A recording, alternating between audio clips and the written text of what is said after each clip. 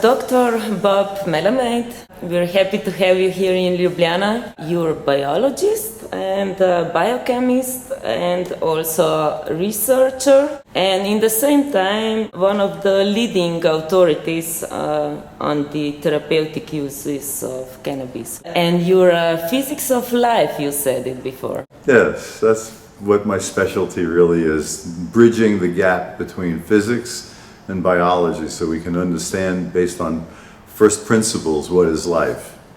And if you don't understand what life is, it's very hard to try and create a state of health because you don't know how things work. But once you understand some basic simple principles, then things fall into place in a very I think powerful fashion. I'm going to ask you for some scientific explanation. In some mainstream media was reported that in 2015 2 people died because of cannabis here in Slovenia. National Institute for Public Health explained that they had heart failure after using cannabis. So first deaths in the history of mankind. Yeah, the explanation is that they didn't prove anything. They just said something. They could have said with equal validity from what I've seen of what they've done. All right, so maybe I'm missing information. But from what I've seen, they could have equally said they died because they breathed air that day. Or they died because they went to the bathroom that day. There's no connection between the death and the fact that they used cannabis any more than there was a connection between anything else that they did that day or the day before. You have to have some logical, mechanistic, high probable event. You know, the likelihood when you've got millions of people around the world consuming cannabis and by some magical, improbable event here in Slovenia 2 people die. This is just stupid nonsense. This is more of the kind of false science and nonsense that's perpetuated by governments and bureaucrats and the status quo around the world. It's stupid. I actually read the autopsy report just last week. The male came home from work early, not feeling well, and was found by his mother the next morning, and had been dead for a number of hours. The blood level of THC, or the THC metabolite called delta-11 THC, was found to be 12 nanograms per mil, which is not an exceedingly high level. There are a number of places in the world where they've tried to estimate the amount of THC in the blood to make you unable to drive a car. This amount is around that sort of area, so it doesn't mean this man was consuming large amounts of cannabis or smoking large quantities.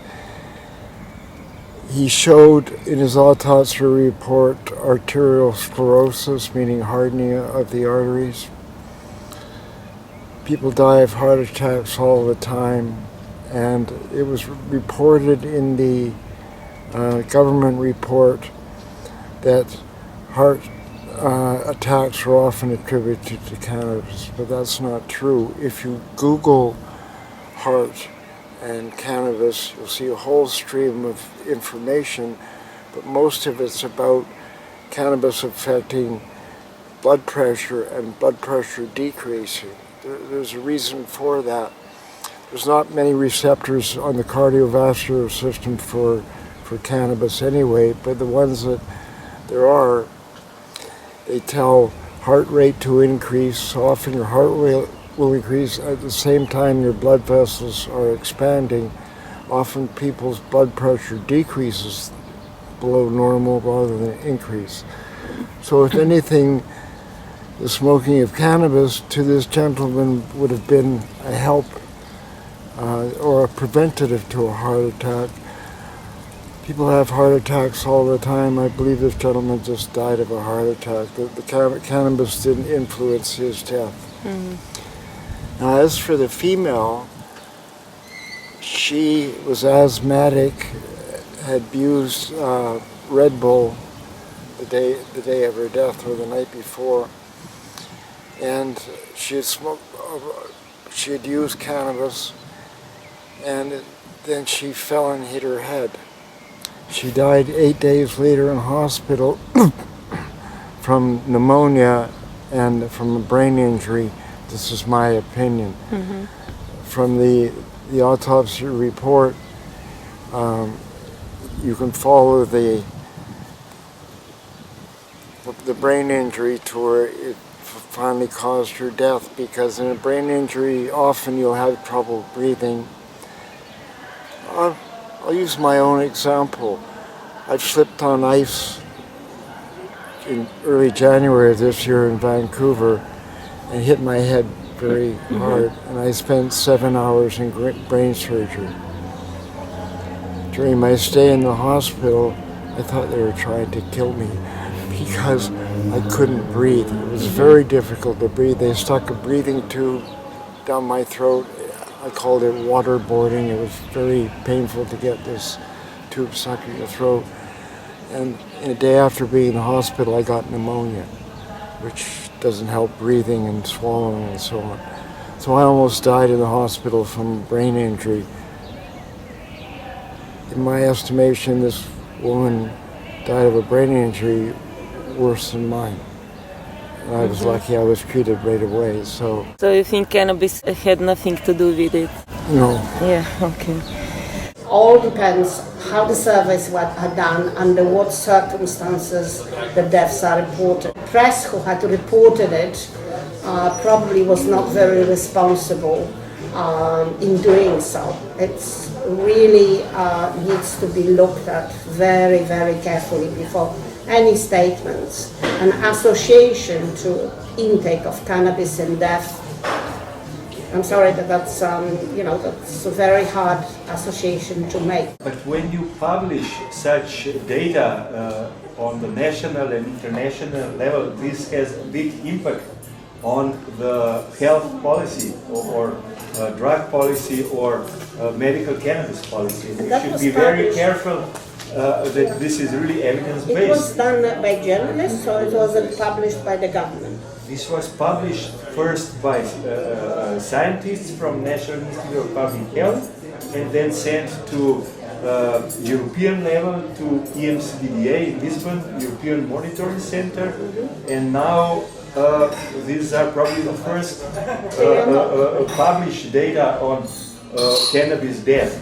The way they did it was first they published that this is death overdose, cannabis overdose death. That's correct. Then some of us, we rose a question of concern, how is this possible? We are not aware of direct overdose deaths. So then they changed the report and then they published, no, it's not overdose related, but it's only cannabis related. No.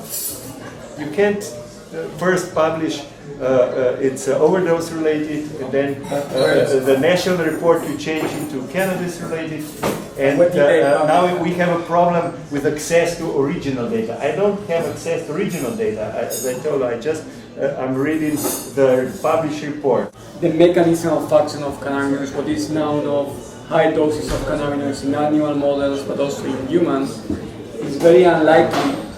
I wouldn't say impossible because there could be circumstances that are avoided, but it's very unlikely that actually high levels of cannabis are producing death. We also have each year more addicted to cannabis and they are asking for professional help. They treat them also with psychiatric drugs. Is cannabis addictive, and is treatment with psychiatric drugs for addiction suitable? Cannabis, in my mind, is about as addictive as coffee. In my early research days in cancer research, I had to go into the detox centers in Vancouver for people coming off alcohol and various other drugs. In the detoxification center, I never found anybody in that detoxification center coming off cannabis. It doesn't happen. Yeah. I've never met any addicts to cannabis in my time. Yeah. I would be more afraid about being addicted to prohibition. More children are using drugs, drugs are stronger, more available, people are incarcerated, because they are attractive. overdosing because of that, they are put into prison, they are suffering, families are suffering. Nothing. Prohibition is the evil. Once we will stop prohibition, probably we will not have many cases of cannabis addiction. If we drink too much, we get drunk. If we eat too much, we get too fat. If we, so I think just about every substance overconsumed is a problem. Again, more nonsense as far as I'm concerned. I mean, the whole idea of being addicted to cannabis, let's look at what's really going on here. First of all, cannabis has been defined as a euphoriant. What's a euphoriant? Something that makes you happy.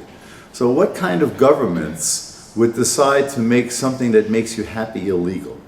You would think that they would want to have happy people. That would be an indication of their success. Instead, they want unhealthy, unhappy people. Again, very fundamentally flawed thinking. And there was a second part of that that I'm forgetting. But you can make money from such people, right? Well, money and power is the name of the game. That's what rules the world today, but there's no place for that anymore. We now need to really go back to the roots, the physics of life. The physics shows us that evolution proceeds by virtue of molecular cooperation, not molecular conflict, although one leads to the other often.